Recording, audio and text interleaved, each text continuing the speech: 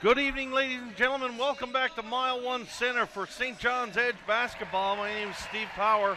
I will have the call of tonight's game, and it is my pleasure and privilege once again to be joined by the professor, Doug Partridge, on color here in the booth.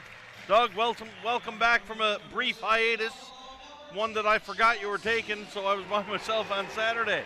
And the fans listening out there in the internet world had to go through that painful experience with me. Want to talk a little bit about what we expect here in this last game, touch a little on Saturday. I know you watched some of the game. And let's touch on the St. John's Edge individual player awards that were just handed out tonight. First of all, Saturday's game, Doug, and I mentioned the off camera. I don't know if anybody on either team knew how to spell defense on Saturday. It was a pretty wide open affair. Yeah, if you Googled the word defense, you wouldn't find any pictures of Saturday night's game, that's for sure. It was just a shooting contest. And in the end, the Edge shot better from long range than Niagara did, and that decided the contest. A little boost from Grandy Glaze late, coming in, setting some screens, getting some people open, but basically it was English and Hinkle and the other shooters that got it done. So tonight, really everything locked up for the playoffs. Teams are in sort of sit and wait mode. We see Niagara with some players sat out. Grandy Glaze and Charles Hinkle not in the lineup tonight for St. John's. The only question really is, will Carl English possibly win the league scoring championship here tonight? Yeah, he needs 30 points tonight, so we know what he needs. It's going to be interesting to see how much he plays, how long he stays out there, and whether that's any kind of a priority for him or the organization, or whether it's just get a few minutes, get a few reps, and move on. So if that is a priority, and knowing the competitor Carl is, I got to think he wants it. I just think that's the natural energy he projects. If you're in Niagara shoes, are you really going out of the way to make sure that doesn't happen here tonight? I think you got some professional pride there, but whether you're aware of that or not, as aware, let's say, as the Edge are. The Edge are very aware of it. You know, the Niagara may have no idea what Carl needs to score, and I think their focus, they need a win. They need some positivity going into the playoffs. I think their sole focus is kind of just on trying to play as hard as they can play and do whatever they need to do, and in the natural course of that, they would try to slow Carl down. So the last game of the regular season, Edge set to play the Windsor Express in the first round of the playoffs on Friday night here at Mile One, where the Niagara River Lions will travel to London, Ontario, and they will take on the first place London Lightning.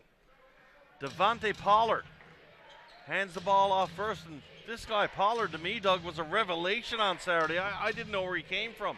Okay, he's very sneaky. He doesn't stop very much, and he only takes the shots that he knows he can make. Although he missed that one, I think that's the first shot he's missed in 2 games. I believe that. He was absolutely on fire tonight. Here's Carl, a little bit of separation early.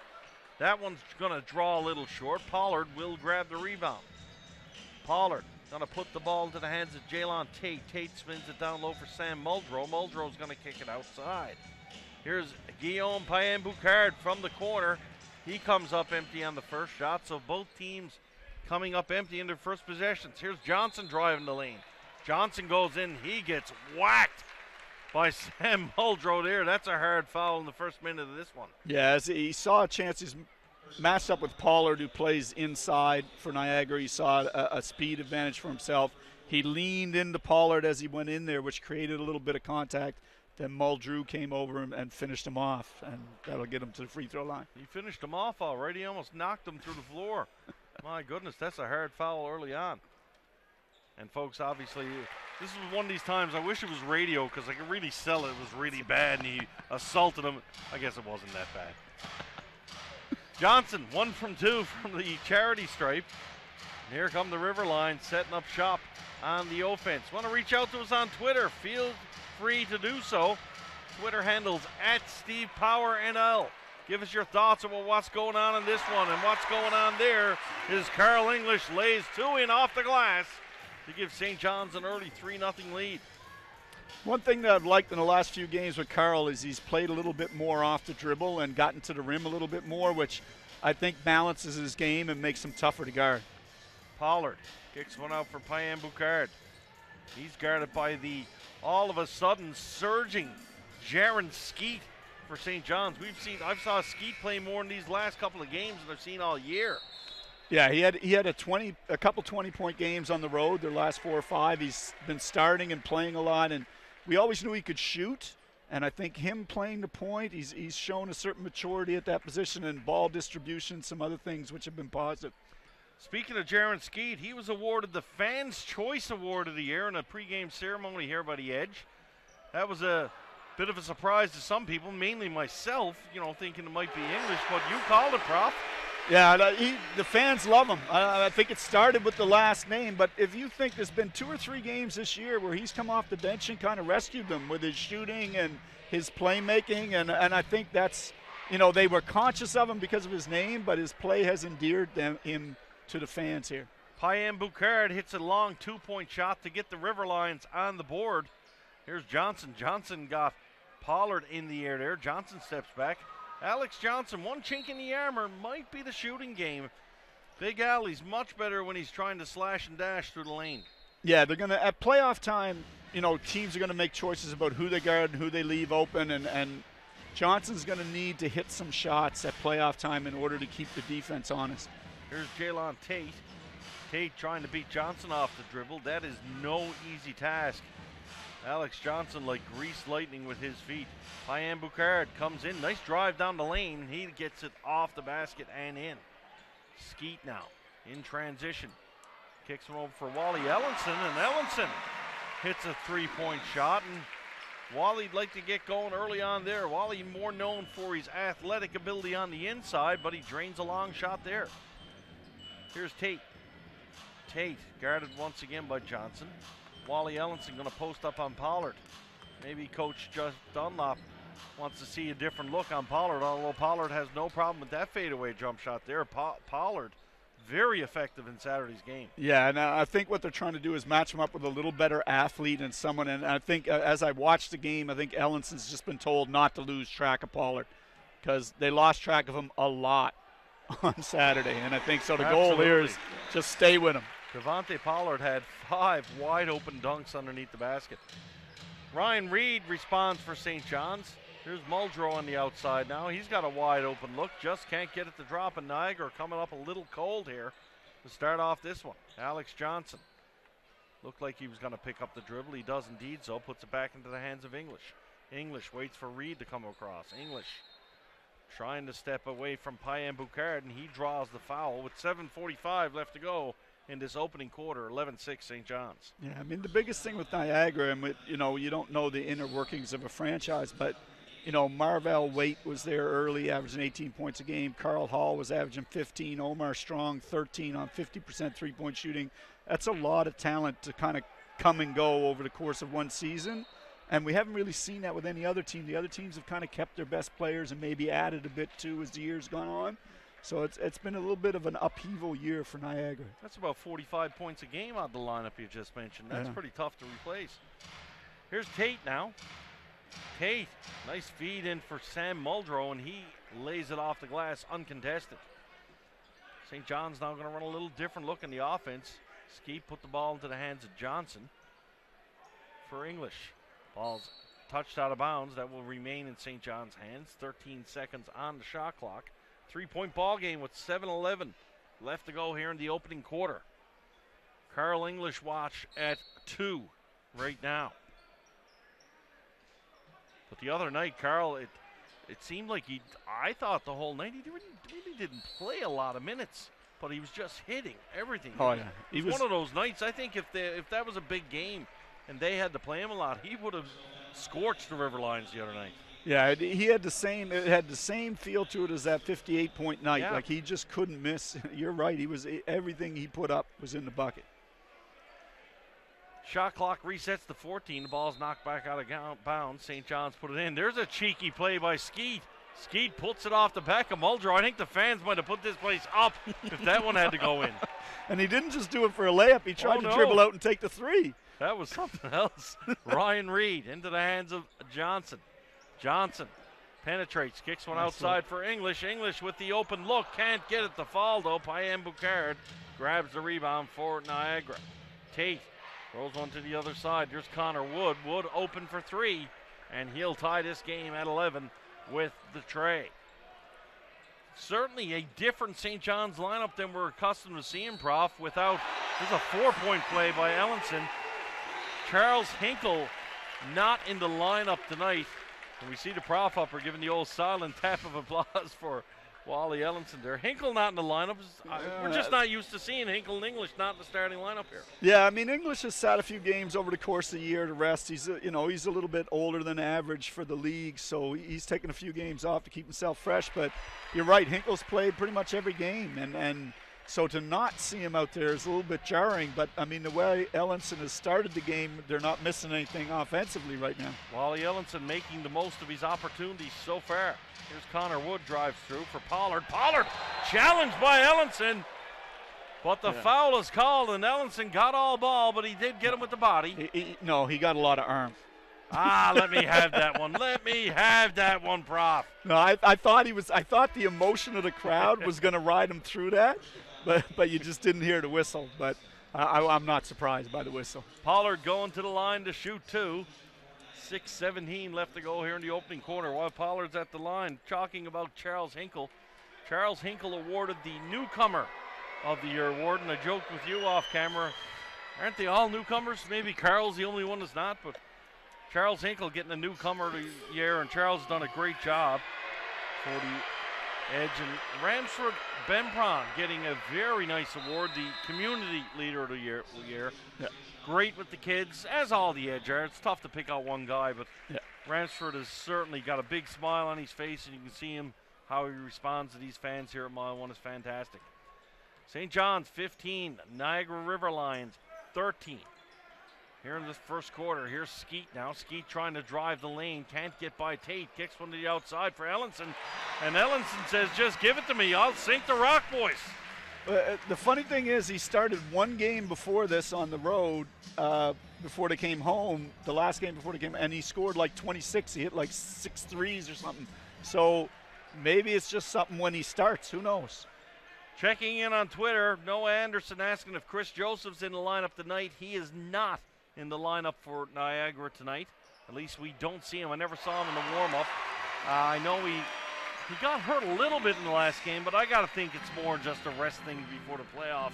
Yeah, he didn't look quite right in the game Saturday. His shooting was definitely not right. He shot 2 or 3 air balls, so he may have just needed a night off to get himself right for playoffs. And Stella Michelle asking how come Charles Hinkle isn't playing tonight, and the official word is he's out with the flu. That might be the playoff flu as well. That could be just. That could be, yeah. Just, St. John's have the luxury of having a couple of bodies they need to rotate in and out as we see Anthony Stover draw back into the lineup tonight. So an embarrassment of riches, so to say, for Coach Jeff Dunlop. We've got a timeout called here with 5:09 left to go in this opening quarter. St. John's 20, Niagara 13.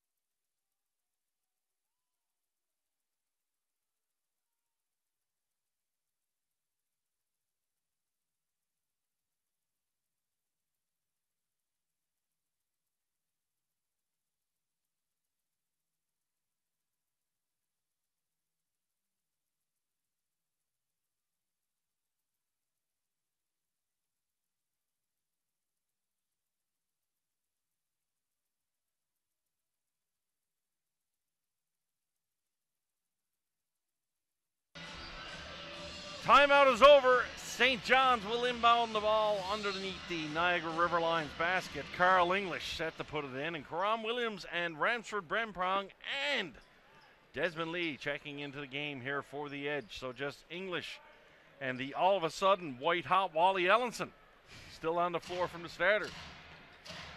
Connor Wood kicks it outside for Muldrow. Muldrow gets a wide open look for a three-pointer, and he will put it through. Nice shot there by Big Sam. Beginning of the year, Doug, Muldrow was an edge killer here earlier at Mile 1. I thought he was the guy St. John's had to watch, but I won't say he wasn't any good the other night, but how about he was very ineffective? Yeah, I mean, mostly what he can do is stretch the floor like we just saw. He doesn't have much in terms of his block shot. He doesn't have much in terms of off the dribble game or post-up game. Mostly it's just if you let him get loose at three, which I didn't think they let him get loose on Saturday. I got to tell you, Wally Ellenson is dialed in here tonight. Someone forgot to tell Wally that this is the last game of the regular season. It doesn't mean anything. It's almost like he's auditioning for minutes here on Friday night. And you know something? That's got to be a factor, you would think, in some of these guys. Well, I mean, Coach has got a deep bench. You've got to show, hey, put me in, Coach. But it's on two levels. It's not only auditioning for minutes in the playoff rotation, but it's also about jobs going forward. You know, if you give me a chance to play, I can do this consistently. We don't know whether he can, but certainly he wants to make sure that if there's not something here in St. John's for him next year, maybe there's something in Niagara or something somewhere else. Absolutely. It's a constant audition process, and Ellenson right now certainly looking good on the court in this one. Williams into the aforementioned Ellenson's hand, back for Williams. Williams over to Carl English. English, nice move there. English drives down the lane, gets his own rebound, and puts it back. And I tell you, I think the question's been answered, Doug. Carl wants it. Well, he's still out there after 9 minutes, so I think it's a safe assumption. And following up on shots like that and going, driving the lane, he wants it. There's no doubt about that. Colton Ray getting ready to check back into the game. Good story about Colton Ray getting back into the lineup after sustaining a pretty gruesome injury earlier in the year. Here's English now. English shooting from way out essentially becomes a nice pass for Desmond Lee. Lee had to put that one up in a hurry. Shot clock running down. He draws iron, and away come the River Lions. 4-point ball game, 3:01 left to go. Outside for Muldrow. Long three-point shot. That's not going to go anywhere. And Ellenson grabs the rebound, but then throws it away as he was falling out of bounds. He really had no choice. The St. John's players were all off to the races, and Wally was like, hey, boys, hold on. I need a little help here. Karam Williams.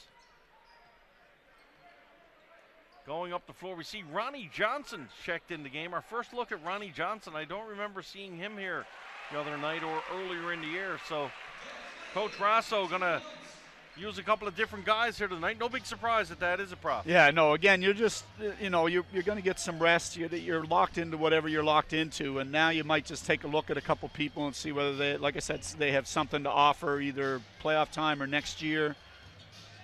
Muldrow trying to come around Benprong. Benprong defends very, very well, and Muldrow throws up the classic air ball. Williams will hold on. Here's Williams for Des Lee. Lee. And as this game goes on, Doug, I know we're still in the first quarter, but how much on the minds of the St. John's players are they going to start looking for Carl? They all have points to make. I mean, Benprong is out there shooting threes. Like, he hasn't taken three all year. And both of his shots have been he hit one and he missed one. So, again, people are trying to make their own points about what they're capable of doing, I guess. I think it's just going to be one of those games where it's kind of extended. I think Coach Jeff Dunlop is making a point about those threes now as Benprong has a seat on the bench and Anthony Stover's coming in. Not trying to read minds here or anything, but here's Dwayne Smith. Here's a long shot for three, and that one is absolutely nowhere near the basket. Yeah, this might degenerate, one worries. I think me and you might take a shot from up here. My goodness, 132. It's a 4-point ball game. As much as we're talking about it degenerating, guys missing shots, St. John's just about put up 25 points in this first quarter. Yeah. Here's Ray for Lee. Lee, wide open look. Can't get that one to fall. Rebounded by the River Lions. There's Johnson. Johnson. Down for Torrance Dick Jr. Rebound there, grabbed by Stover. Stover and Lee on a fast break. Lee up for Williams. Williams lost a little footing there.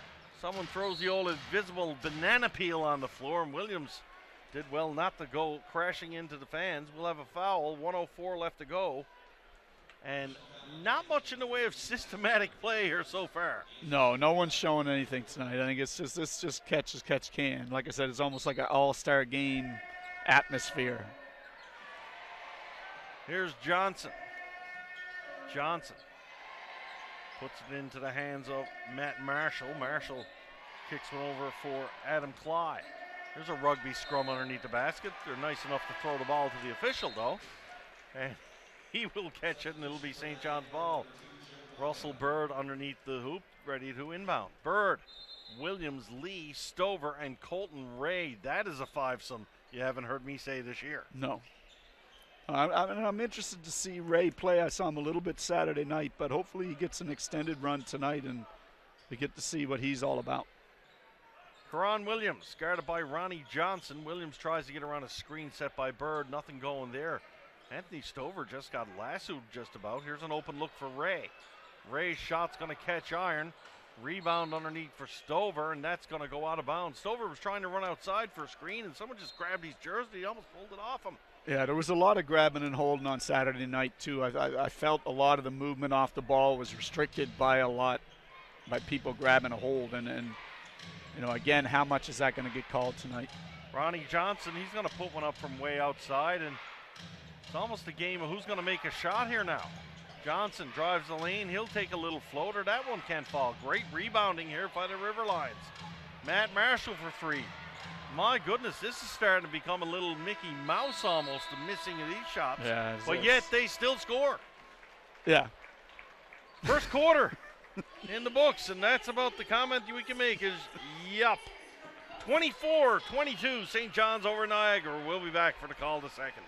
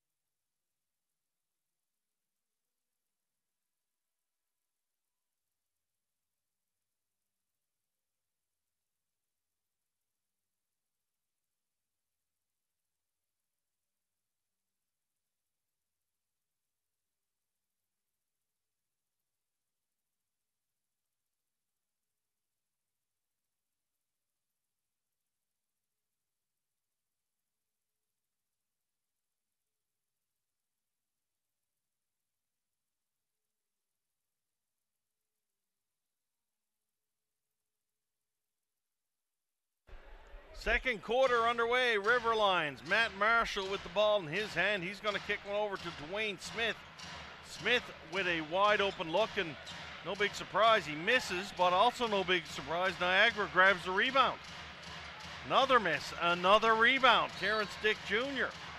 takes it. Niagara keep the ball. You can say one thing, the shooting's not there, but the work ethic for the Riverlines on the boards is.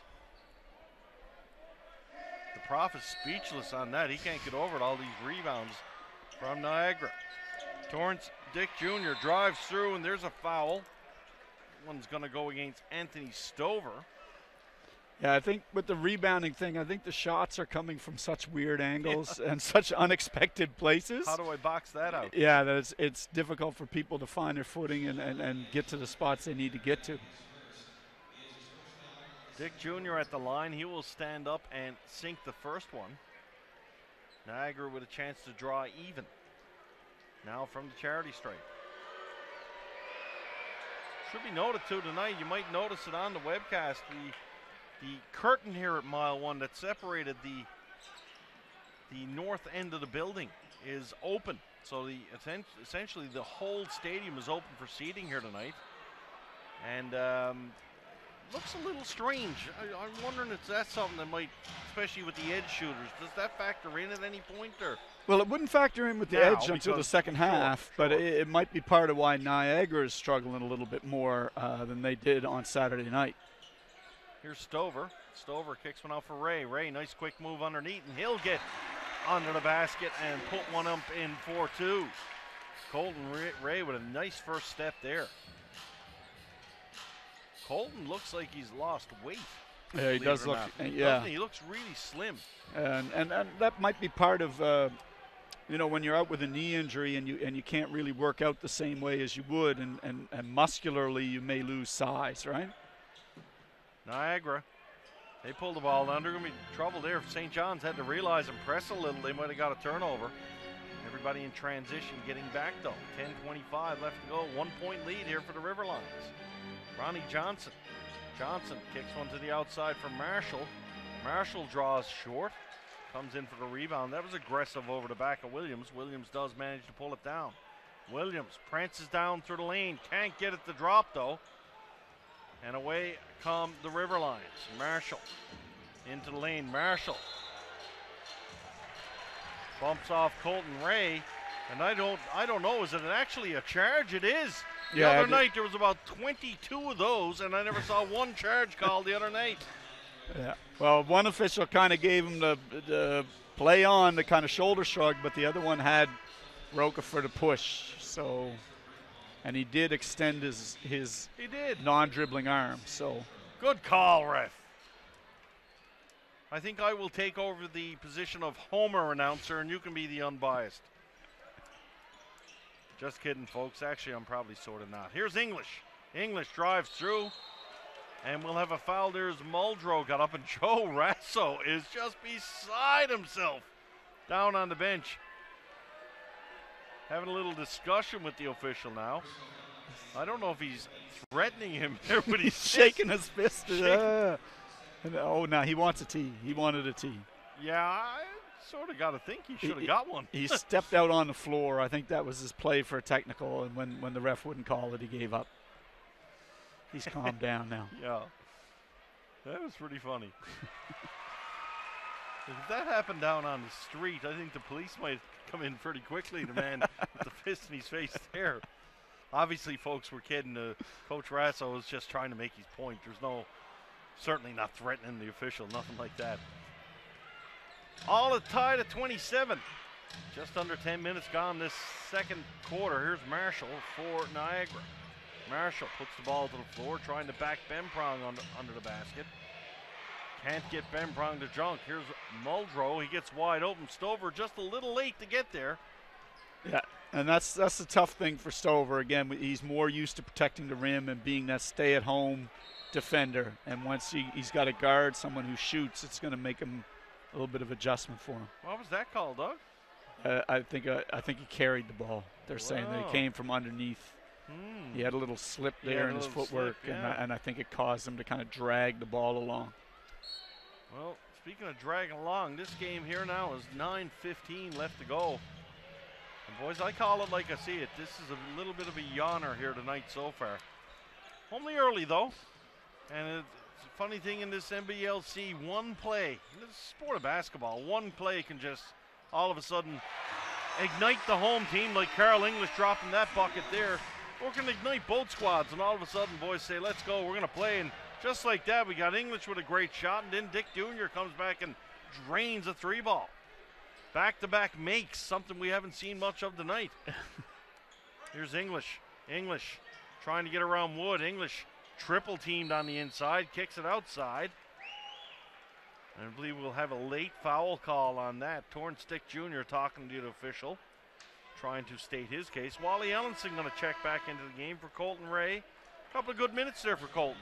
Yeah, and he showed some explosion and some quickness to the net. You know, he missed his one open three, but it was nice to see that kind of that ability to get around the defense and get into the key. Ben Prong can't get a hold of it. A lot of guys just losing the ball inexplicably here tonight. Here's Ben Prong. He steps back, takes a shot. Ellenson with the offensive boards, but then he throws it away. Yeah, the focus is not there. I mean, again, when you get into this kind of game and you're playing out the string, so to speak, the first thing to go is the focus, the concentration. So passes are flying all around the floor. The ball handling is loose.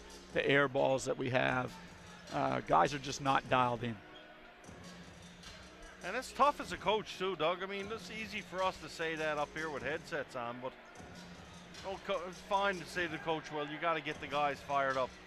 That's tough. Yeah, call a spade a spade. Yeah, I mean, in this situation, I mean, a lot of times you get into these games at the end of the year and there's nothing on the line, and suddenly it becomes, well, as long as we all get through this healthy, it's a good game. Here's English. English gets an open look. Can't get that one to drop, though. Rebounded by Alex Johnson. Johnson back for English. He's going to fire again. Draws short on that one. Yeah, he does not have the three-point touch tonight. And Carl knows it. He gives his hands a little slap there, but that's the funny thing with shooters, though. You keep going. You don't just give it. You keep going. You keep going. And that spark might put it to your. Sam Muldrow's all of a sudden putting together a couple of shots back-to-back. Here comes Skeet now for St. John's. The Riverlines open up a 6-point lead here in this second quarter. Skeet trying to spin around. They're looking for English to the outside. Going to kick it inside for Reed. Reed's nowhere near making that one. And Skeet now draws the foul on Johnson. 7:08 left to go. 35-29. Niagara Riverlines over to St. John's Edge. Coach Jeff Dunlop, you got to be looking up and down that bench and say, boys, who's going to give us a little spark here? Desmond Lee going to check into the game. Maybe it's Des. Ronnie Johnson going to carry the ball up. He's guarded by Alex Johnson. Johnson and Johnson, so to say. Here's Wood. Wood kicks one outside for Muldrow. Muldrow in the corner for Wood. Wood trying to beat Ellenson on the dribble. Ellenson, decent job there, but nice job by Wood to go through. Yeah, Wood is physically strong. He lacks a little bit in the quickness department, but he can get you those big shoulders into you and move you around if he gets the chance. Skeet not too happy there. He felt he was offended by Matt Marshall. Skeet still talking to the referee. The referee talking back to him now. That might turn into a tee pretty soon there. Fortunately for St. John's, ball gets turned over, and Dick Jr. can't reach it. Substitutions coming into the game for Niagara's Payam Boucard and Jalen Tate check back in for Dick Jr. and Ronnie Johnson. Ronnie Johnson, pretty good job coming into the game for the Riverlines. Yeah, he doesn't look like much of a shooter. He took one three-point shot and that wasn't really close, but he was effective handling the ball. He didn't turn it over. He got the ball to the right spots relative to the kind of game we're playing. Skeet inside for Ryan Reed. Reed puts the ball in the paint. Reed trying to find some separation, kicks it out for Johnson. Shot clock down under 10 now. In for Reed. Reed double team. Back out for Johnson. Johnson's got a little daylight. Kicks it out for Ellenson. How is that not a foul? Oh my goodness. Ellenson puts it up. Boys, oh boys, I tell you what. I don't know if the referees have got it mailed in here too, but that was something else. And we've got nice defense there by St. John's. Yeah. That ball will be turned over. 37-29. Timeout called. 5:48 left to go. Stick with us. We'll be right back.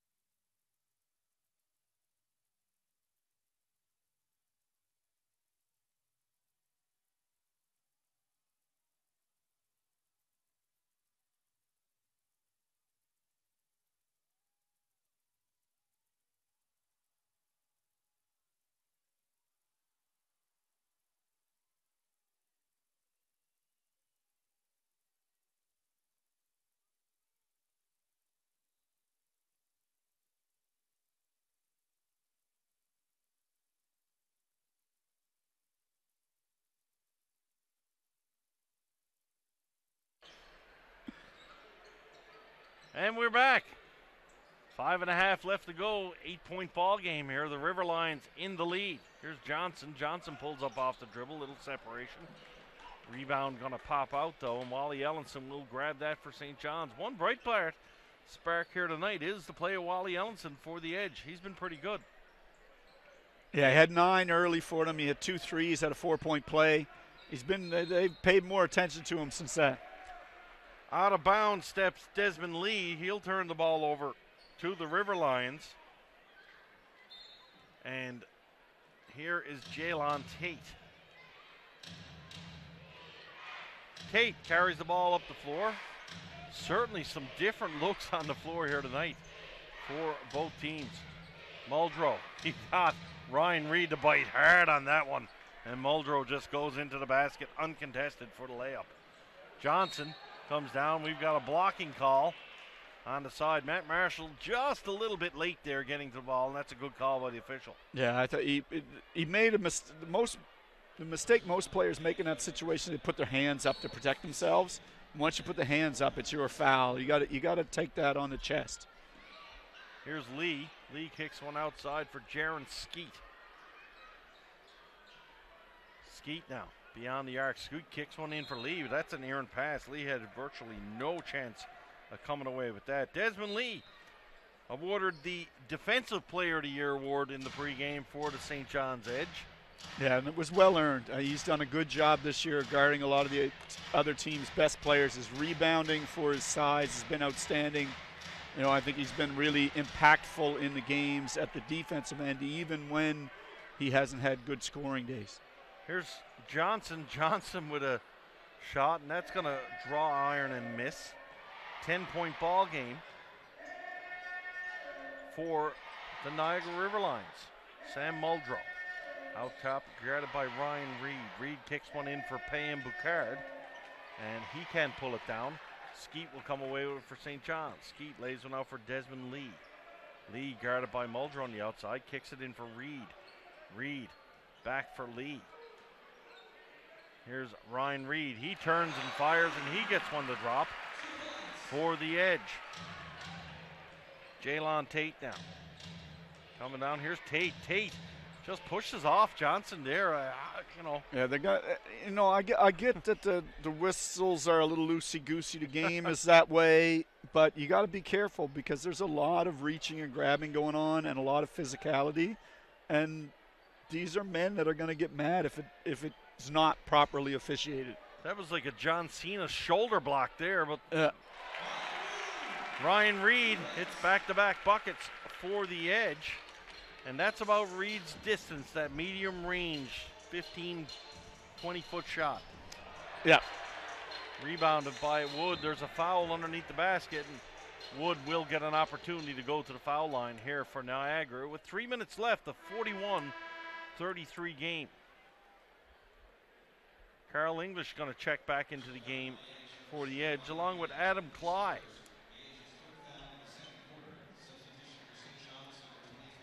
And mercifully, this game is passing very quickly. Yeah.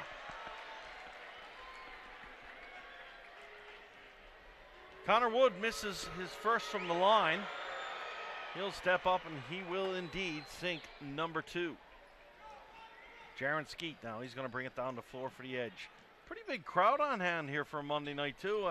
You talk about, yes, the playoffs are starting, but there's got to be at some point a little bit of, hey, we got to give these fans a little bit of a show here. And Desmond Lee does just that there with a nice drive and a left-handed layup.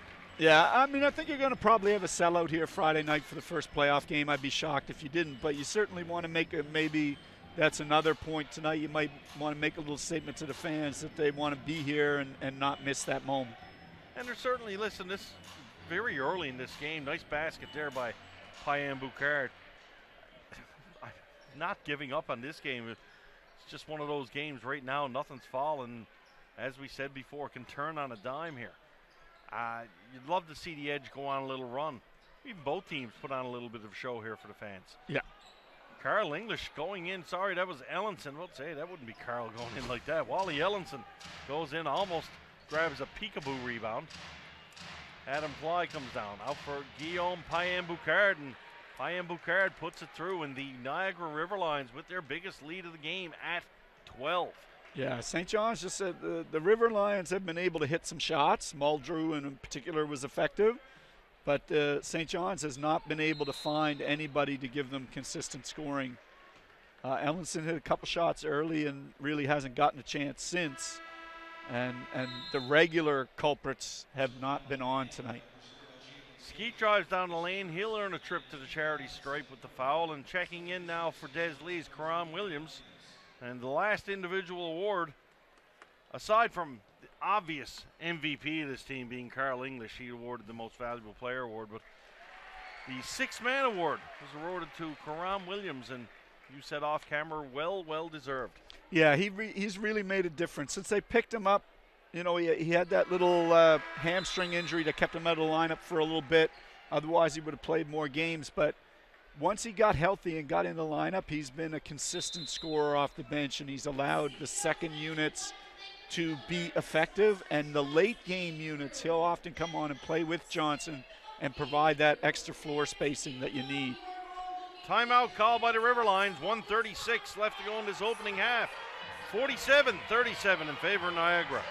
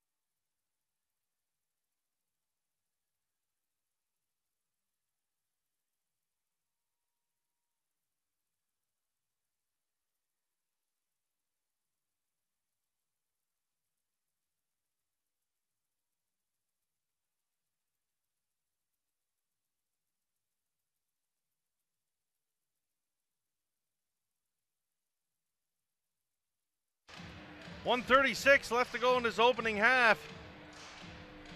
47-37 in favor of the Niagara Riverlions here at Mile One Center, St. John's Edge basketball. Final game of the regular season for these two ball clubs, and in fact, final game in the entire NBLC.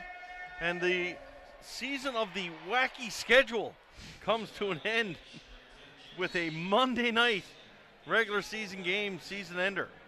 Yeah, and I think next year with St. John's having been in the league, as we see them go to a little 2-3 zone here, you'll see a more balanced schedule in terms of how often they're playing and when they're playing.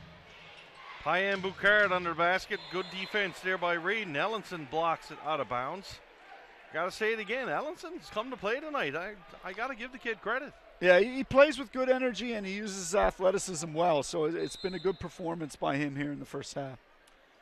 Open look from the corner for Connor Wood. He can't get that one to drop, and Karam Williams climbed a ladder to grab that rebound.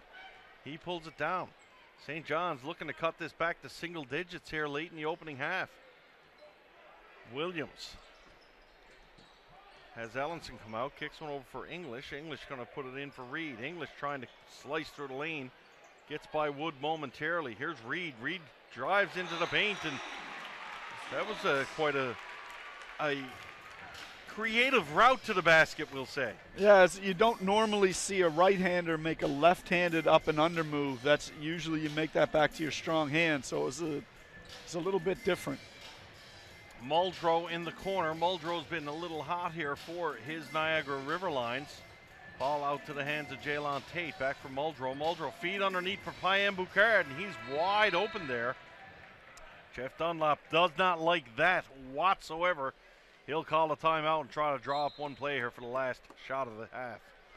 Yeah, the zone is a tough one. At the pro level, it's hard to play zone. Players identify it quickly. They've played enough in their life that they know how to break a zone down pretty quickly. So it's hard to play it you know, you can get a possession here or there, maybe disrupt the rhythm of a team, but it's hard to stay in it for multiple possessions. So 23 seconds left to go here in the opening salvo, so to say. Not much for the crowd here in St. John's to really cheer about tonight. Wally Ellison with a little bit of an offensive flair early on. And St. John's at one point did have a 10-point lead in this one, but that is turned around with a 20-point swing in favor of the visiting River Lions. Yeah, they just haven't, the Edge just haven't been able to make shots. And again, your fans aren't usually going to cheer your defense. They're going to cheer your offense. So when you're struggling to score, it's hard to get them ignited and into the game. You need a little bit of a run where you make 4 or 5 baskets in a row and you get the energy going, you get everybody excited, but they just haven't had that moment in the first half. Just checking in on Twitter again, our old buddy Mike Mahoney with the king of the puns. He's like the Ron McLean of the Twitter world. I like it. Hopefully that defensive play will help block out the start of the game.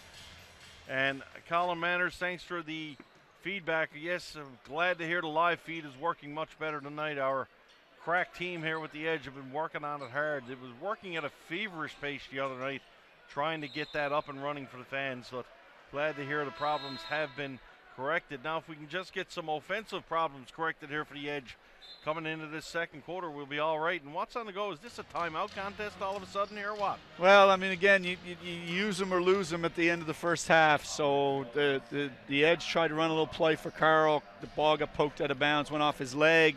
So Niagara gets it back with 1 to go, and they'll take the timeout and see if they can get something in the last 8 seconds. So let's fast forward the clock here. Second half. What goes on in that Edge dressing room? Well, you know, again, I don't know. In this type of a game, you're not going to have a lot of emotion. It's not going to be, let's go out there and give it for the Chief or whatever. You know, I think you're going to talk about the need to make some shots, the need to try and give the fans some energy heading into next week. You're going to talk about those types of things and see if you can get something going in the second half, but I don't think it's going to be fire and brimstone. Probably wouldn't work that much in this case anyway, no matter what. That could be one of the things where the players say, are you kidding? Yeah. Like 8 seconds left to go, 10-point ball game. Niagara with the ball. Guillaume Payan-Boucard is going to put it in. Folks, feel free to reach out to me on Twitter. Love to entertain your comments and shout-outs and criticism even on the air. There's a foul in the backcourt, and it's one of these things, too. 5 team fouls each with 4 seconds left is zero intensity. Yeah, and I think you may see St. John's Edge burn another foul yet and try and make it difficult for Niagara to get anything here in this last 4 or 5 seconds. Absolutely. You got to think that would be the plan for sure.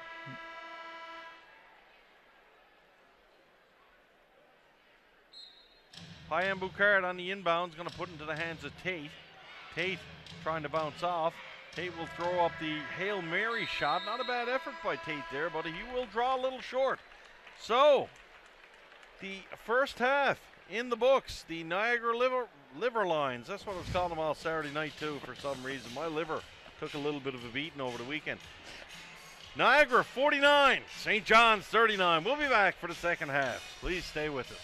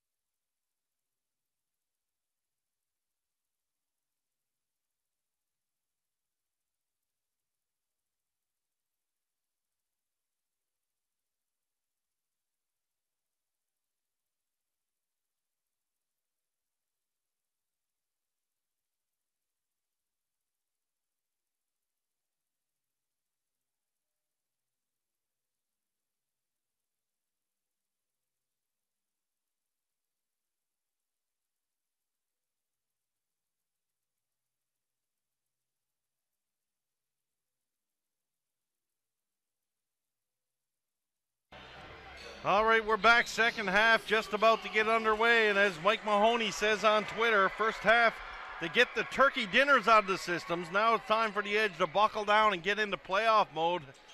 Have to wait and see on that. English spin move right away, and he's going to be fouled. So it took 12 seconds to show a little bit more intensity on offense right away. Yeah, a little bit more jump. And also maybe the referees have thought about it a bit and are going to try and clean it up a little too. It was a little, we talk about the sloppy play of the players, but it was a little sloppy on the official side, too. There was a lot of grabbing and holding going on, and I think they're just trying to keep the clock moving and try and keep the game going. Again, everybody understands the situation, but you got to be a little careful, like I said, that you don't let it get out of hand. Johnson drives the lane there. That ball swatted away from Superman. Nice pass there for Pollard. Pollard got lassoed there. Ryan Reed trying to say it was ball. I don't know about that, big fella. Got him on the wrist indeed. And Pollard's a guy, we never saw Pollard much in that for opening half either. No, he played the first 5-6 minutes or so, and I thought Ellenson did a good job shadowing him and not letting him have the kind of, I mean, when you talk about a garbage man in basketball, it may sound negative, but it's a guy who lives on offensive rebounds and back cuts and all the little gritty parts of the game, and that's what Pollard is. And if you shadow that guy, then he's not as impactful as he is normally. I'm a bit of a sports guy, familiar with a lot of sports, and I don't think I've ever heard a player being referred to as a garbage man or sanitation engineer in a negative light. That's always a compliment, no matter what the sport is. They're the guys, they're the lunch pail type workers. They're going to punch the clock and give you what they can all the time. Yeah. Here's Skeet now. Skeet puts the ball to the floor. He's got a little space inside. Skeet puts a little bit of English on that one, and Skeet got clocked right in the head on that one. And Skeet is still down. He took quite the shot there. Not quite sure if you saw it, Doug. No, I was watching to see if the ball went in the rim. I didn't see the action after the layup itself. So Skeet being attended to by the trainer. Comes up now, no worse for wear, but it was a bad smack. He went down pretty quick.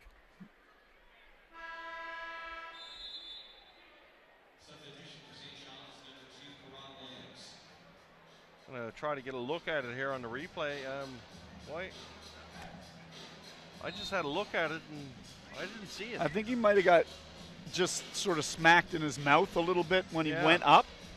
I don't think there was anything egregious. It wasn't anything you would notice live action and call a foul on. But clearly he did take a little bit of a smack on the lips there. Here's Muldrow now on the outside. He's guarded by Reed, going to put it into the hands of Pollard. And as you mentioned earlier, Ellenson draws that assignment.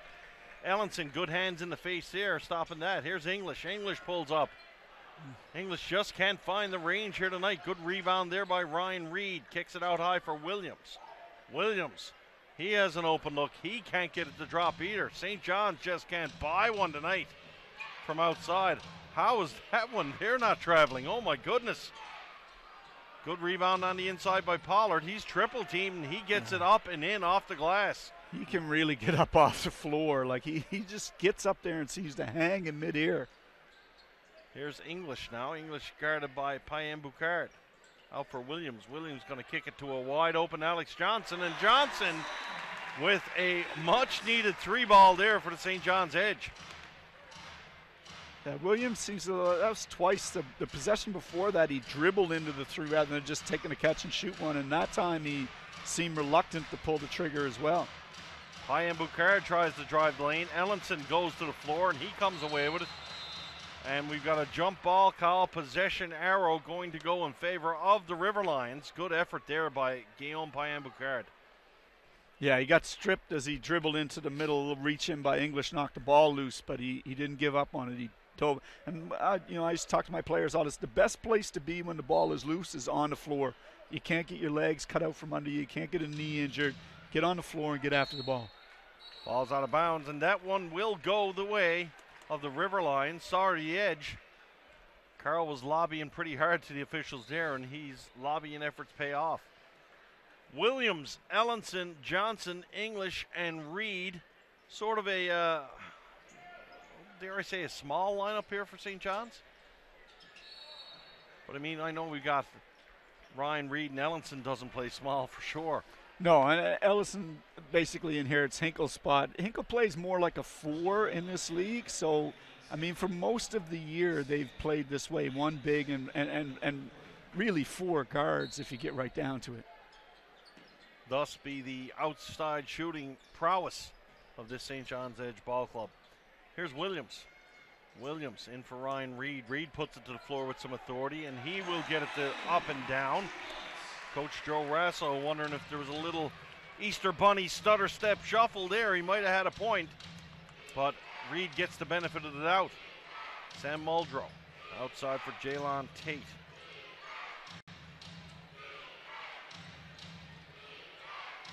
Tate over for Wood. Wood catches iron on that shot. Payan Boucard out of nowhere. And Payan Boucard put it off the edge player out of bounds, but the referee said his foot was out of bounds when he touched it. So yeah, and well, we're going to have a conference now. The referees will discuss it. I think that's just a matter of the outside official saying, hey, I saw it hit his leg, but the inside guy saying, yeah, but he was out of bounds. Yeah, he was out of bounds when he tipped it, and I think that's what he's saying. Mike Mahoney tuning in to us, watching on Twitter, and he's got our broadcast hooked up to the TV with his handy-dandy companion, Touton. That's a beauty pick there, isn't it, Prof? We're going to have to retweet that one. Don't forget, folks, reach out to me on Twitter, @StevePowerNL. St. John's with some rare offensive rebounding. They do it again. Johnson, some great effort there by Alex Johnson. Kicks it out high for Williams. Shot clock down to 10, though, for the Edge. Not sure if Williams realizes it. Williams pulls up and gets it to drop, and that's a pretty good possession there for St. John's. Yeah, they're starting to score a few now. The fans are starting to come to life. The game is starting to pick up. I think the first half was the exhibition season, so to speak, and now they're playing for real a little bit more this half. St. John's cut the lead in half. Coach Joe Razzo is going to call a timeout. 8:23 left to go. Niagara River Lions 53, St. John's 48.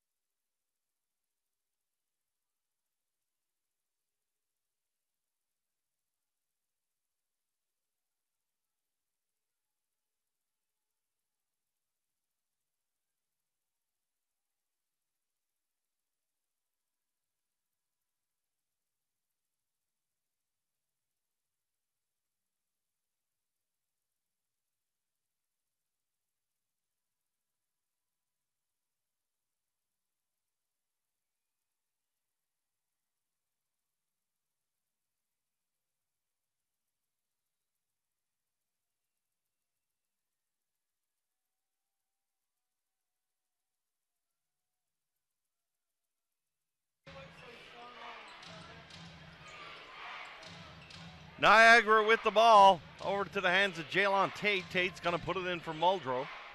Muldrow in for Guillaume Payan Boucard. Payan Boucard, probably the best Niagara player on the floor here tonight. Would you agree with that, Prof? Yeah, he's played well defensively as he gets the steal there, and he's hit a few shots. He's not a great shooter, but he's hit a few shots tonight. Yeah, he's got it dialed in tonight for the River Lions, indeed. Guillaume Payan Boucard. Just having a look at his line here tonight. He is leading all scorers right now with 13. Going to go to the line to try to increase that. And more importantly, defensively doing a great job. Yeah, he seems to give Carl a little trouble. If you think about the games that we've watched here, he gets underneath him a little bit. He's a little bit physical with him. You know, he seems that of the defenders I've seen in the league, he seems to do the best job. So I want to look ahead here. Let's fast forward the clock and talk about Friday. I know we got a lot of time left to go in this one, but who on the Windsor Express do you think is going to have that assignment here on Friday night? They kind of play more of a team defense. Like they switch a lot and they move a lot through their lineup, and that's one of the things that'll be interesting to see, because one of the problems they had was their big guy switching on to Carl and on to Hinkle and just not being able to keep them in front of him. He had a lot of trouble trying to defend. And I can't remember his name right now, but I don't remember them being a team that really stuck with matchups. They do a lot of switching. They try to defend as a unit, and that will be the key. Is can they, playing that style, figure out a way to contain Hinkle and Carl? Well, that's the trick too. If Hinkle and Carl are on, it's tough. Stutz is the guy I was trying to think of. Yeah, Logan Stutz. He's a very effective scorer, and there's a lot of things he can do, but he's a weak link defensively, and when you play that switching style, you can. Joe Fraser was the guy who's the. No, he's with London. Yeah. Fraser, yeah. If both Carl and Charles are really going, I don't care who you are. They're a pretty big two-headed monster to try to win the round offensively. Yeah. Yeah, I think Windsor, really the thing for them is Shaquille Keith. Yeah, when he gets going, he can shoot it, he can put it on the floor, he can rebound. He's a real matchup nightmare for the Edge. They don't have a physical body like that. And how they deal with him, I think, it goes back both ways. How do you deal with the shooters for the Edge? How do you deal with Keith at the other end? That being said, though, Prof, I think that's one place where the Edge have really improved their roster over the course of the season is that guy down low. They've got Ben Prong now. They've got Reed. They've got Stover, I think, would be maybe. I know he's not big up top, but he's a tough guy to play against. You have more options, but again, the problem is when Keith and Stutz are hit. Like Stutz hits the three. That's what he does. Yeah. So you got to have someone who can get out there and take that away from him. Stover can't really do that. And I don't think Stover can move his feet well enough to stay in front of Shaquille Keith. So the matchup is, I don't know if it's there for him. It's going to be more Bremprong, Reed. If Ford has not been in the lineup, I don't think the last two games. If he's eligible, I mean, he's a guy that might bring something to the table. I think offensively, that two-headed monster becomes a three. Yeah. Because offensively, he can really get things going quickly. Yeah. 59-48. Go ahead, Prof. Oh, he just adds that, Ford adds that length and height dimension that you need to guard a guy like Keith, or to cause real problems for Stutz, 59-48 here. The Riverline's up by 11. Here's Ryan Reed under the hoop. He will take the foul. That foul will go against Muldrow. Stella Michelle checking in, saying she don't want to say it, but the Lions are on fire here tonight, and Hinkle has missed big time. Whether you want to say it or not, Stella, you're pretty well bang on. The Riverline's, I don't know if they're on fire. I just think they're playing better than the Edge right now. No doubt, Charles Hinkle is missed in this lineup. Yeah, got to replace. Yeah, the scoring thing, if English was on, you wouldn't necessarily miss Hinkle. The same way there's been games where English has sat out and they haven't missed him because Hinkle's been effective. But if you only have one of the two in the lineup and that one is not on, and I could think of a home game earlier where Hinkle struggled mightily and English wasn't in the lineup and it was really tough. Yeah. That's why you like to have those two weapons to bookend everything, right? Because then you can afford for one guy to struggle for stretches and the other guy to pick it up. There's Lee with the ball now. Lee guarded on the outside by Payan Boucard. He's going to kick one out for Ryan Reed. Reed taking one from a long ways out. That's probably a little bit out of the big fella's range, and he can't get it to drop. Guillaume Payan Boucard. My goodness, he's looking like Steph Curry out here tonight. He is just slicing, dicing, and hitting from everywhere. St. John's, no answer to him right now. Jaron Skeet back into the game. Skeet going to try to drive one down Main Street. Good defense there by Sam Muldrow coming over. Skeet misses that layup. And Ryan Reed inexplicably just reaches out and lassos Payan Boucard, Well, and that's going to be an easy foul. Yeah, I think he knew he was not staying in front of Boucard, and they didn't really have the defense set to give him any help when Boucard went by him, so he just took the foul instead. Colton Ray and Anthony Stover checking back into the game as Reed and Ellenson going to come out now. And Ellenson a little bit hot there at the officials. He's not happy. He's talking to whoever's going to listen to him, I think. Ball put in the hands of Jalon Tate. Tate moves it for Payan Boucard in the corner for Connor Wood. Wood kicks one outside for Dwayne Smith. Good ball movement here by the River Lions, and we'll have a foul call against the Edge. The River Lions are dialed in here a little, Coach. Yeah, again, they're on a, I don't know the exact number, let's say at least 5, maybe 7 game losing streak. So getting a win for them is crucial. I just think this game matters more to them. This game means nothing for the Edge. There's no, momentum isn't really a real thing in basketball. I mean, other than maybe for a stretch of a game. But, I've coached teams in the past that lost 4 straight games and then won an AUS championship because we were hot on the right weekend. I've coached other teams that won 6 or 7 games in a row going to the playoffs, and we were home first night. So, it's if you know you're good, you're good, and the outcome of this game doesn't matter. If you're on a losing streak and you need a little boost that maybe you have a chance, then you need a W.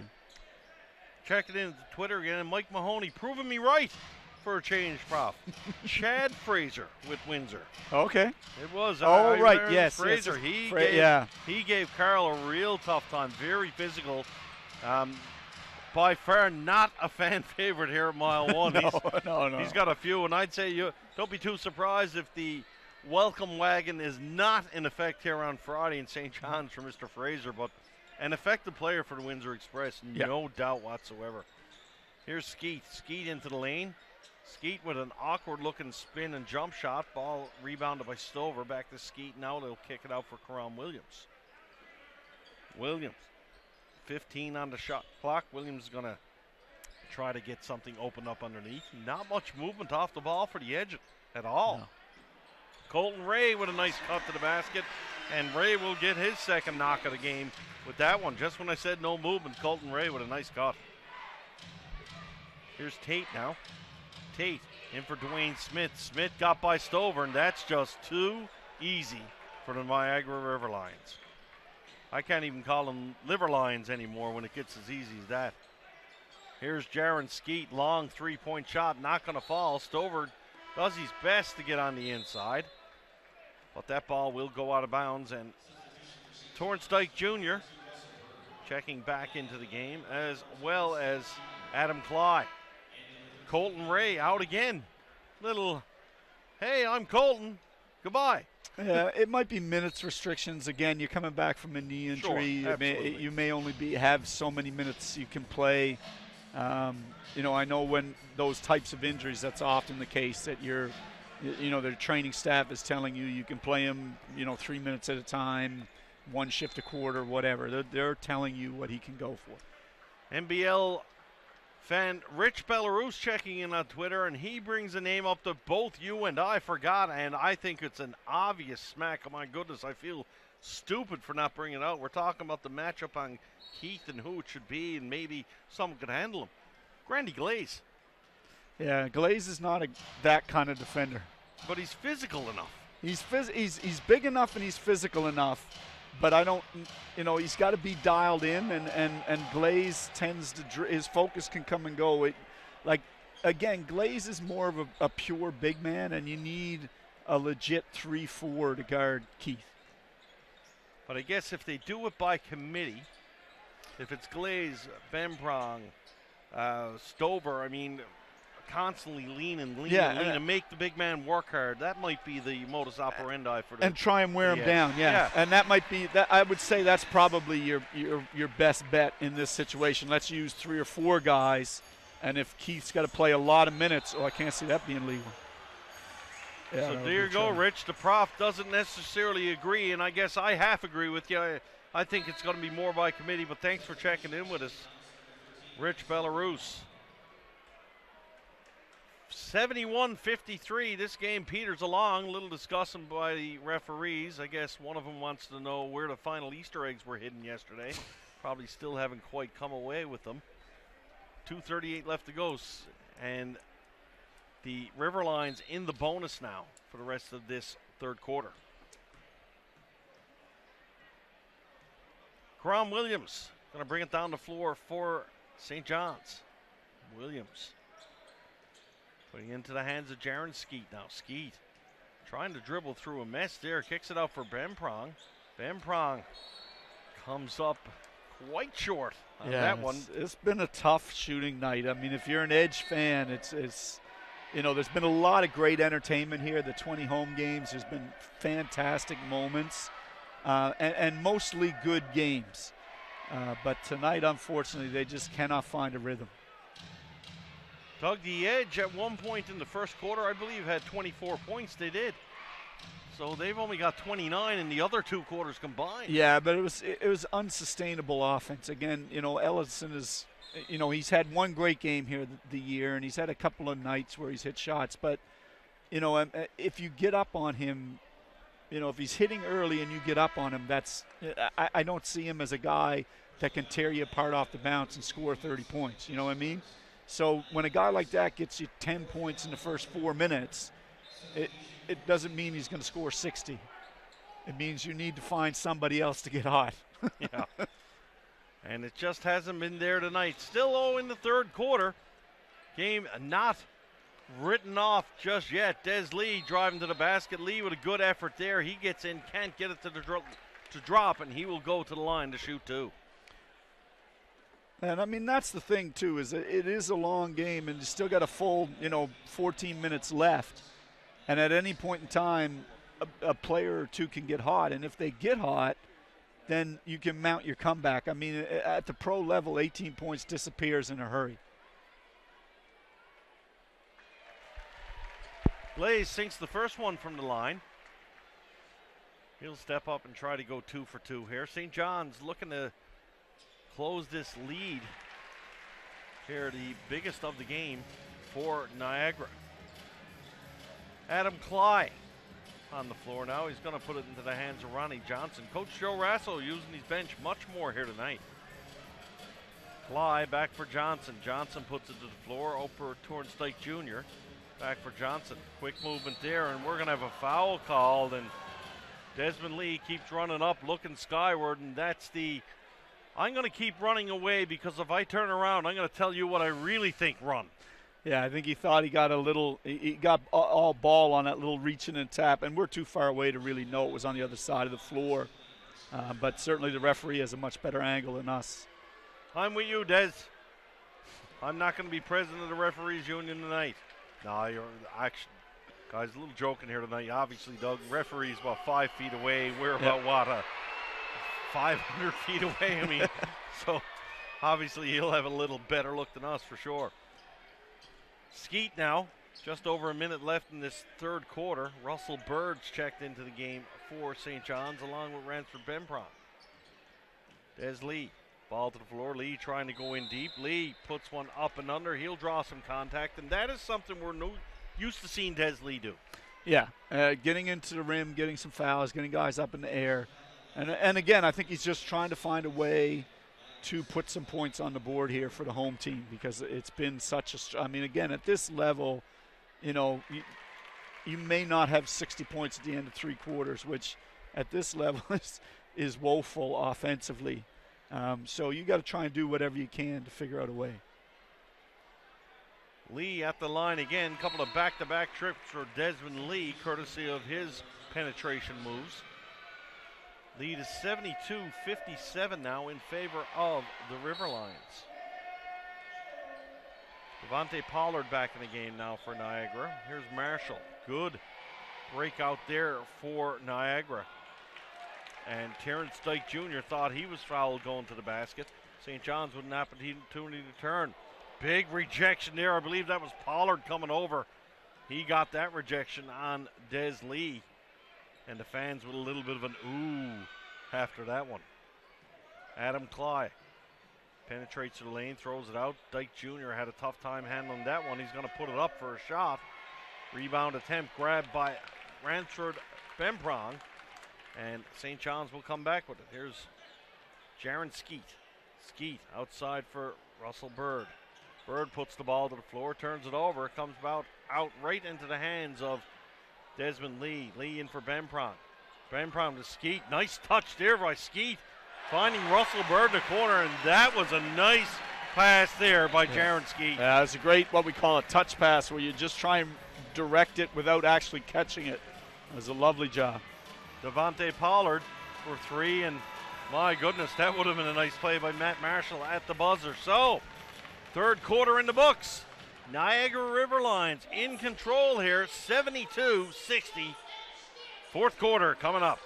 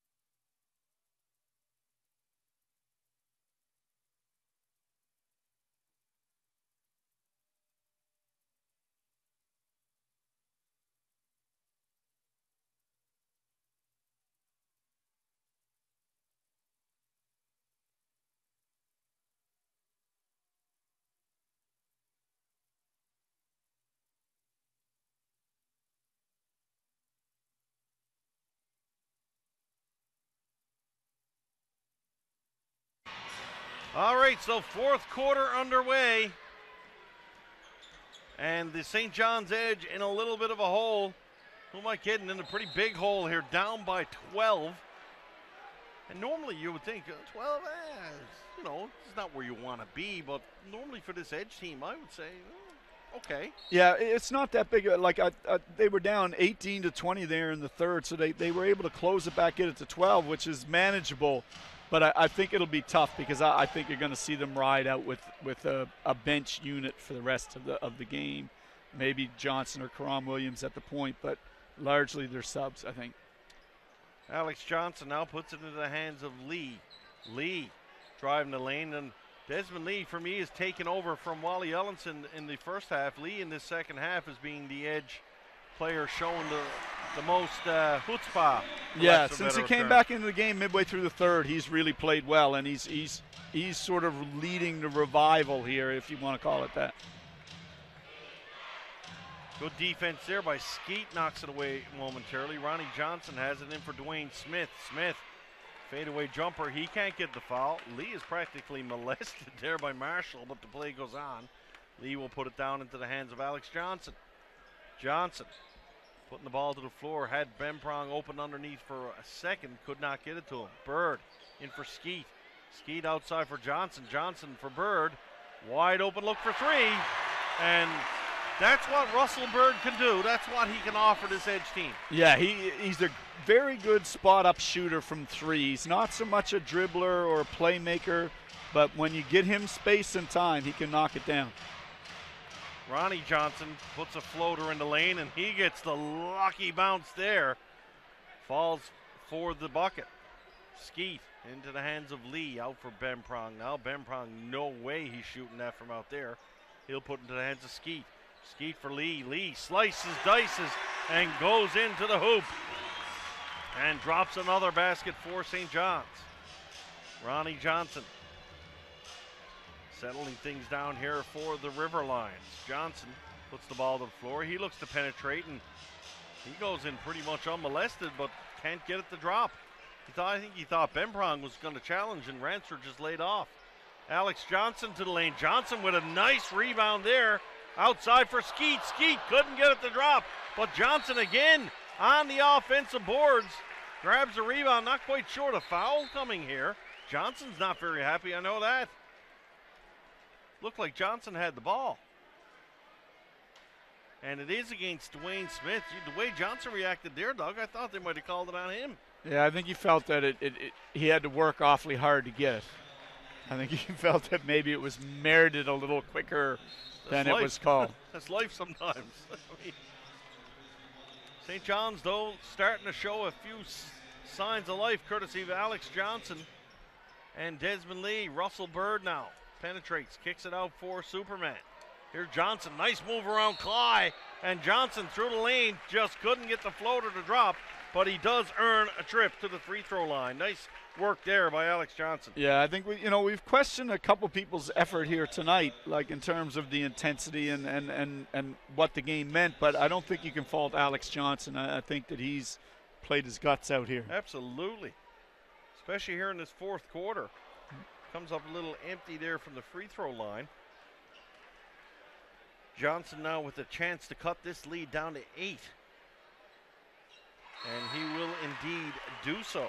9:21 left to go, and Payan Boucard and Devontae Pollard checking back in. So Coach Joe Razzo not fooling around here. He wants his big guns back in the game. Yeah, he wants to try and get this W, and they've been among his best players, and Boucard has definitely been the best player on the floor tonight. So here's a shot from the outside by Connor Wood. That one's not going to fall. Rebounded by Russell Bird. Bird down for Johnson. Johnson outside for Ellenson, back for Bird. Bird gets by Boucard. Big shot block there, though, by Samuel Muldrow. Adam Kyle, the recipient of a free layup the other way, and that is good defense there by Niagara. Yeah, that was impressive at the rim. Here's Johnson. Johnson spills by Pollard. Kicks one out for Benprong into the key to Skeet. Skeet, good feed in for Benprong. He just misses the slam dunk, though. Tough luck there for St. John's. As a few times tonight, we've seen Jared Skeet make some really sweet dishes. Yeah, that was a lovely pass there to Benprong. A nice give and go, and it looked like it had would have been like the fans would have come down if that goes down. So they just can't get that moment that will ignite everybody. Just one of those nights here at Mile 1 so far for the St. John's Edge. Here's Pollard. Pollard can't get that one to drop. Russell Bird grabs his 4th rebound in the last few minutes. Bird all of a sudden coming to life. And this could be the part here where it's an audition for minutes on Friday. Here's Bird. Bird out for Ellenson. Ellenson back for Bird. Bird thought about shooting, never quite had the space. Bird now out for Skeet. Shot clock down to 4. Skeet's got no choice. Trying to put it up as Benprong. Shot clock violation there. And good defense by the River Lions. 8:04 left to go. Still a 10-point ball game here at Mile 1.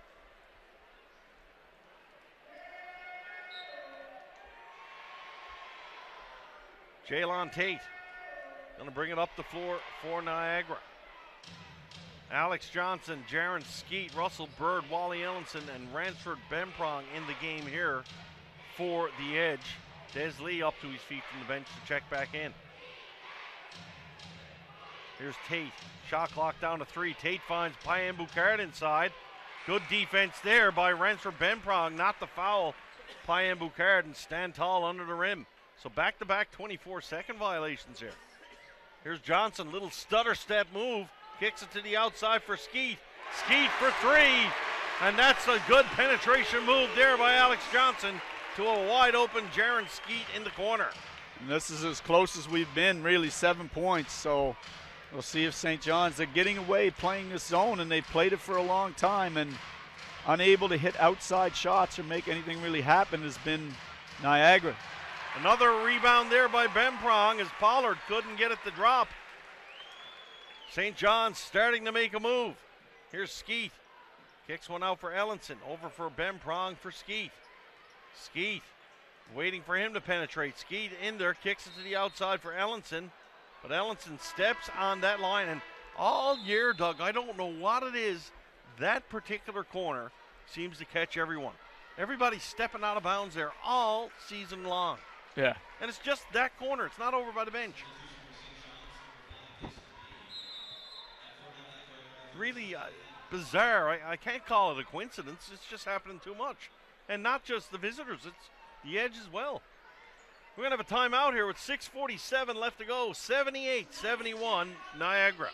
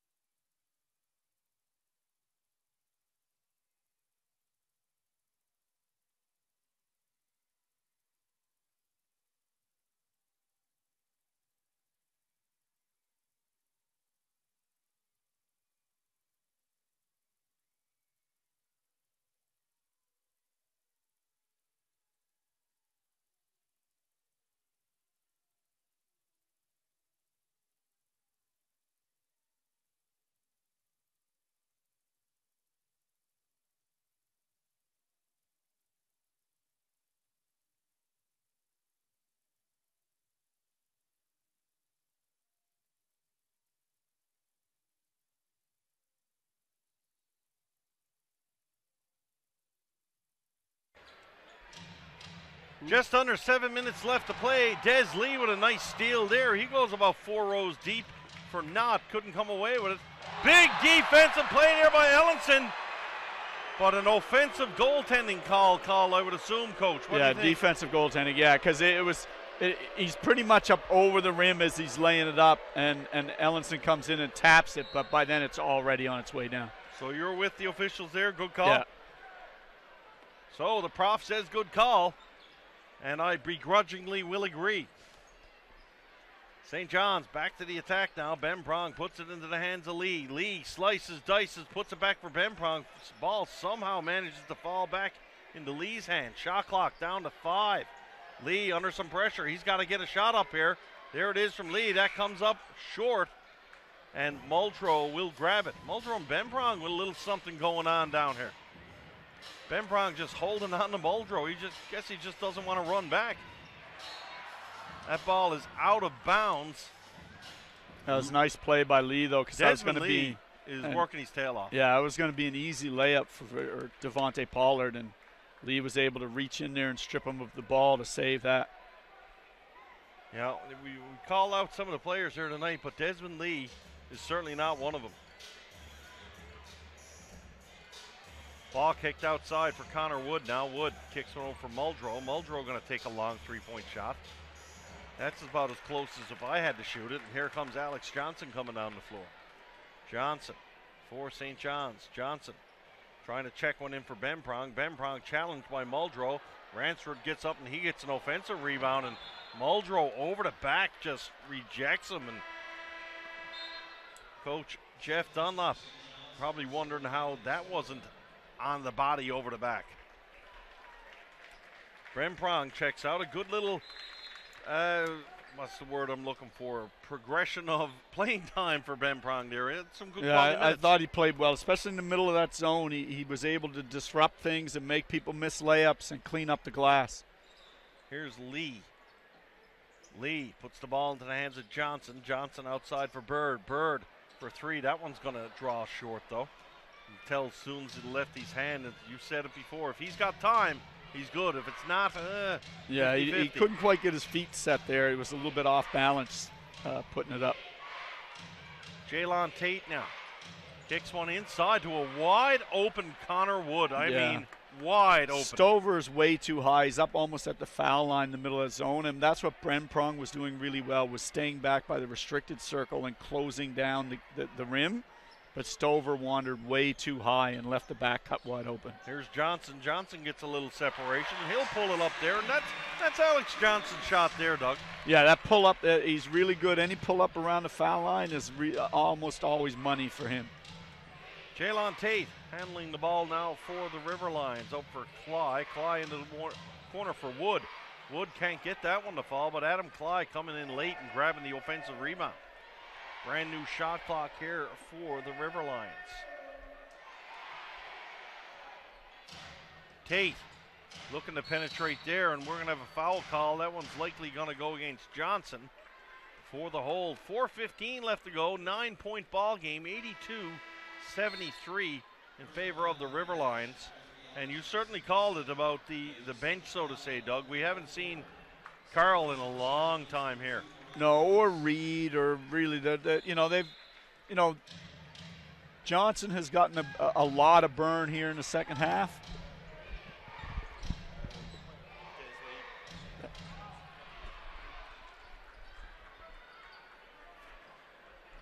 Here comes Karam Williams now. Williams outside for Johnson. Johnson back for Williams. Williams looking for some penetration here. He'll get the ball back. Here's a player down, and Stover's in some discomfort there. Stover might have just turned his ankle over in that one, Doug. Yeah, and then that's the kind of things you're talking. You don't want anybody to get injured. But again, you allowed an overly aggressive play by Clyde there and it was a clear-cut foul. And the result is Stover's twisting his ankle. Yeah, he's going to come out now. So he'll need some attention over on the sidelines. Hopefully it's nothing too major for sure. Des Lee going to earn an opportunity at the line. It seems like Des Lee's been to the line quite a bit here tonight. Yeah, he's played aggressively. Like we said, he's been more active off the dribble. And as the year has gone on, I felt like Lee has shown more and more. I think he was a little dinged up coming out of training camp, and he basically survived on his jump shot for the first month and a half, and then as he's gotten healthier, that off the dribble game has gotten better and better. Russell Berg gets a free little rebound there off that miss, and ball just fell into his hands wide open under the basket, so he'll put it back. Yeah, and the Edge are going to go back to man defense now, and really they're kind of we're in that zone where they can't really give up a lot of more scores. They need stops in bunches as Pollard works for the layup there off the glass. That's just tough luck there as Edge, three men right under the hoop, and that ball just rocketed off the inside rim outside. Here's Bird, a long three-point shot there. And Russell Bird starting to chip in offensively here now tonight indeed. Tate, guarded by Desmond Lee. Tate bringing the ball up the floor.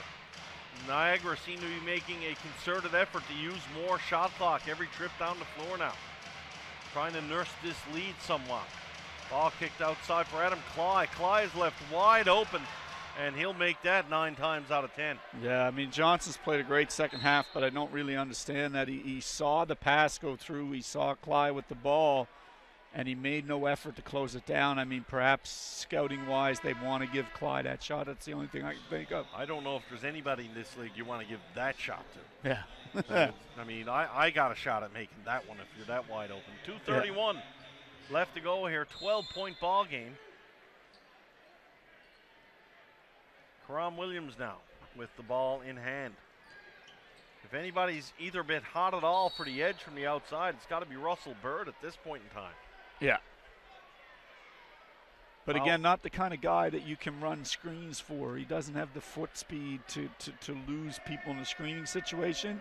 He's pretty much reliant on the punch and kick. Someone's got to draw his man, get him open kind of thing. Jaylon Tate now bringing up. This possession should bring us to under 2 minutes. Colton Ray getting ready to check back into the game. Here's Tate, kicks it over for Devontae Pollard. Pollard inside. Pollard can't get that one to drop. Russell Bird's going to take it down the floor. Yeah, Coach Razzo is mad because what he's mad about is the ball was laid up on the rim and Ellenson grabbed the mesh and gave the rim a little shake to get the ball off of it, which is not legal. Little cagey veteran move there. Yeah. And they're all got a saying technical foul here, do we? I don't think so. I think it was just a foul in transition. Okay.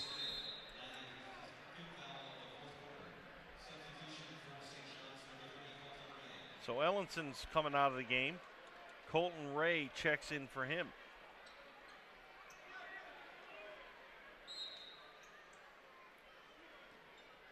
Johnson, 2 minutes remaining in this one. 12-point ball game right now. In for Russell Bird.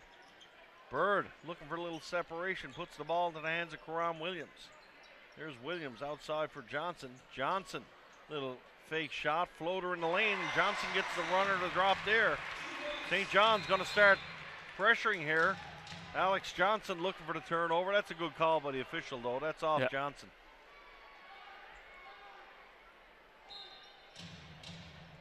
St. John's now going with a full press. Ball in the hands of Adam Clyde. That'll be a foul there. St. John's got some fouls to give now, so I guess trying to be ultra aggressive. Yeah, but you got to be a little bit careful because every time you foul in the backcourt, you're resetting that 24-second clock, so you're also giving them more time to burn off. Good point indeed, Prof.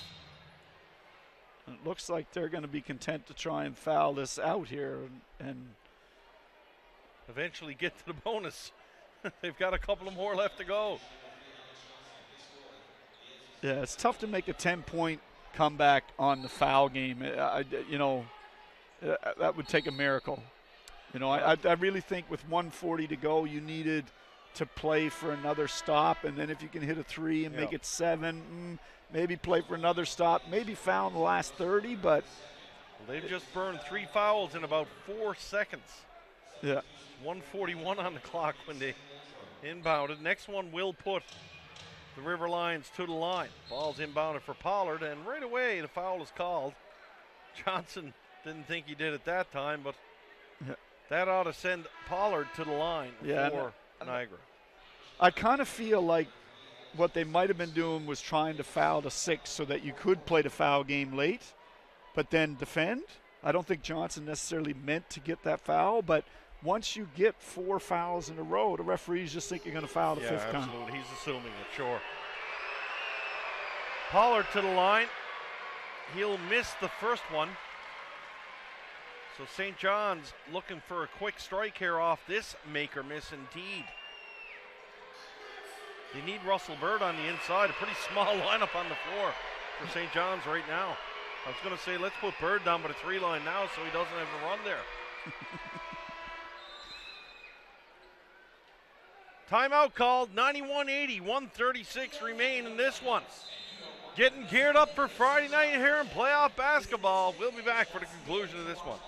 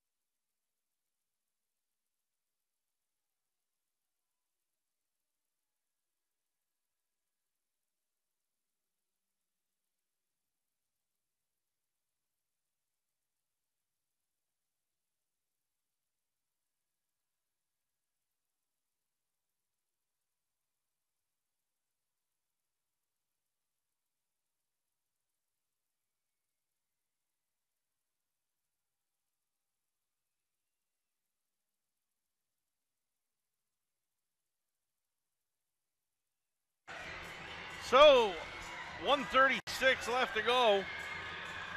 An 11-point ball game here at Mile 1. A lot of kids in the building tonight. A lot of hockey teams here in the building tonight. It's a big week for provincial hockey in Newfoundland and Labrador. A lot of kids traveling to province in St. John's from out of town. And big night here at Mile 1 for those kids down to support the St. John's Edge. Good to see. That was a very nifty play. They went to the post up for Bird and kind of left Lee skulking around the foul line. And when the defense turned to look at the ball go into the post, Lee just darted down, got the pass, the layup, and the foul. Yeah, look up the thesaurus here. Skulking around the foul line. Skulking. Is that a basketball term or is that a Doug Partridgeism? No, that's a legit word, buddy. Legit skulking. So the definition of skulking. Lurking in the shadows. Is it? Yeah. Well, that is why you are the professor and I am not. I figured for sure you just made that. That sounded like something I would say. I usually just talk really fast and make it up so no one will catch me, but I have been corrected once again. Wood puts it in the hands of Muldrow. Muldrow is going to get fouled. 1:18 left to go. St. John's going to need quite a few misses from the charity stripe here to. Yeah, like I said, I really think you could have defended there from and try. If you get a stop and a bucket, then maybe you could play a little bit of a foul game. But 8 points is like I said, to start the foul game. And that 10-12, it's hard. You need a lot of help from the other team. Muldrow steps up, and he will sink the first one. Bringing the lead back to 9.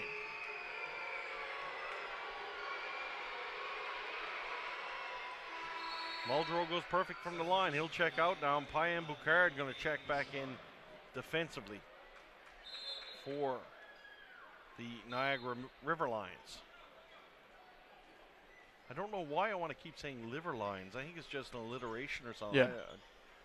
There's a long shot there off the hands of Williams. Can't get it to fly. Lee is under the basket. He wants to kick it outside for 3, and he does so, and Williams delivers. Smart play there by Desmond Lee.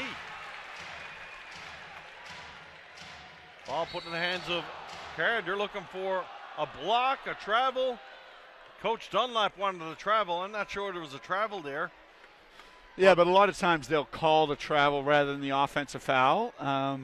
Lee was just if he had given him maybe another half step, if he could have pulled himself up, but by that time the player probably makes an adjustment and goes around him. So, it was a nice gamble to take, I think, in that situation. Absolutely. Yeah. Absolutely. Good effort there. I mean, Jesus, St. John's had to take that ball there. This might have got interesting really fast. Yeah. Credit to the River Lions. They're sinking the free throws here in the late stages when they have to. We've seen some teams come to St. John's this year and really not do a good job from the charity stripe at all. Williams now, final minute of play. Karam Williams, he'll have an open lane to the basket and he'll take the easy 2. 6 points. St. John's pressuring the ball here right off the hoop. There's a chance. There's a kick ball. That got to be called there, you would think. Yes. I couldn't believe. I didn't know. I think he was going to call that. Generally speaking, there has to be intent, and offensively, you don't usually have the intent to kick the ball. That one there, I don't know. He lost, and it was almost like he tried to kick it up to his hand. Yeah. Anyway, the referee agrees with me on that one. So we've got a 6-point game with 50 seconds left. Don't go away, folks. St. John's are still in it. Timeout. We'll be right back.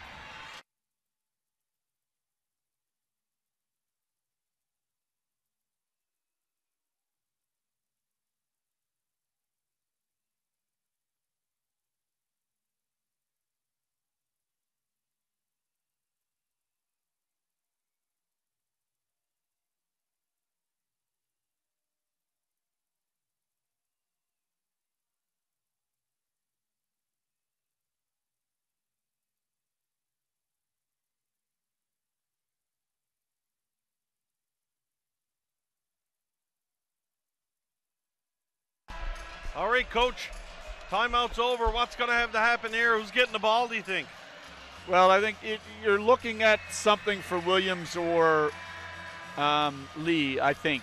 You could try and isolate Bird maybe, if you've got Johnson or Williams putting the ball on the floor, or even Lee and try and get someone to help off of Bird for the open three. That might be a possibility, but I think you'll see something similar to what they ran last time. See if they can get it into a post-up and get a cut off of that, or maybe a screen away. Karam Williams going to inbound it. Puts the ball into the hands of Johnson. Johnson in for Bird. Bird guarded by Pollard. Bird's going to put it out here for Williams. Williams gets a little bit of look there. Just couldn't get it to drop. No, it was a nice play. They went to the post-up again with Bird, and they ran a double screen away to bring Williams up, and he got a good look. He just couldn't get it to go down. They got the shot they wanted, just couldn't get the old saran wrap off the hoop there, and it was a good shot by Williams up top. So that's going to bring Guillaume Payen-Boucard to the line here with 38.7 left to go and 6-point lead. And got to think a couple here might be the icing on the cake. Yeah, we're getting close to that time. I mean, again, 39 seconds is a fair amount of time still. If you come down and hit a three off of this, get it to 5 points, it's still not out of the realm of possibilities. Here's Alex Johnson now. Johnson with haste bringing the ball up the floor. Johnson over for Bird. Bird catches, shoots. Can't get it to drop. That's just tough luck there for St. John's. Yeah. That was a pretty good shot. Yeah, they got two good looks there, and you probably needed to make them both to make it really interesting, but they just couldn't get them. They both lipped out. So back to the line will come the River Lions. And now, if the Lions make these two free throws, you've given them back their double-digit lead with 25 seconds left. One timeout, it's going to be tough. Fat Lady's not singing, but she's certainly on the stage warming up. Oh, yeah. She's skulking. Skulking. I'm just trying to be honest. I'll probably go to sleep tonight and try to come up with a scenario where I can use that word, because all the same, when you say it sounds smart, when I say it'll just be really stupid. I can guarantee you that. Ball chipped out of bounds. That will come back in favor of the Edge. And Niagara going with a press here. They don't want no part of an Edge comeback. No, and what they're trying to do is just make them use time. Just, they want to burn up the clock here and get this over with. Colton Ray kicks into the lane. Puts it in for Bird. Bird bounces it a little too hard. He fired that ball to the floor with authority. It almost come up and knocked his head off. Not something you see every day. And Joe Razzo is going to burn his last time out here. Again, of course he will with 12 seconds left. Well, I mean, again, if you're on that losing streak, you can't take no. I've been in that boat. I've done this dance, and you just feel like we can't take any gambles. So, I understand what he's doing here, and he just wants to make sure, although everybody in the building knows it's over, when you've lost 5, 6, 7 in a row, you don't know it's over till the buzzer goes.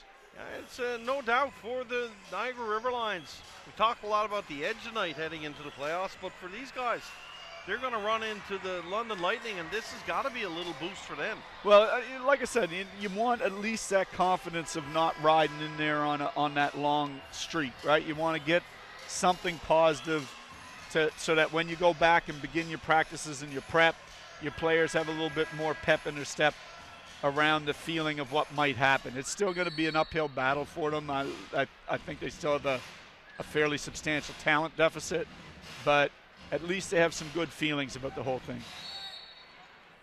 Jaylon Tate is going to get a trip to the line here as Colton Ray adds his name to the score sheet, this time in the foul column. So, Friday night, the second season begins, the one that really counts. We expect a big crowd here at Mile 1. Certainly, most people, standings-wise, you got to be thinking the Edge would be the favorites. I know I've talked to a lot of people off camera. I think the Edge are the favorites, obviously, but Niagara, that's going to be a good series, Doug. It should be interesting. I think the Edge are the favorites. I think it's going to be, a lot of it is going to depend on the reaction of the fans. I think you really want the fans to show up Friday night and bring a lot of energy and really get the home team juiced up. If the fans are kind of tentative about not knowing what's going to happen and they're a little nervous and they're a little quiet, I think that plays into the chances of the Express. I think if the fans come with a lot of energy and that really helps juice the players, I think you're looking at a good opportunity for the Edge to get things going in the right direction. So you heard it from the Prof fans. If you are in the metro area, get down here to Mile 1 Friday night. Be loud, be proud. Let's get behind this Edge team in their inaugural season. Gonna go for an NBLC championship title. They've got the horses, Doug. I think they can do it. I'm not saying it's gonna be easy, but these guys can play. Yeah, they've got a lot of talent, and there's a lot of things they can do well. They're gonna need to get some contributions from their many-headed bigs. We've talked about they have a lot of bigs they can use, and they're going to need those bigs to be effective and efficient for them in the second season, because the rebounding really is going to become more crucial, and the matchups are going to become more crucial. So giving away size or athleticism, you need to make sure that you can deal with that effectively.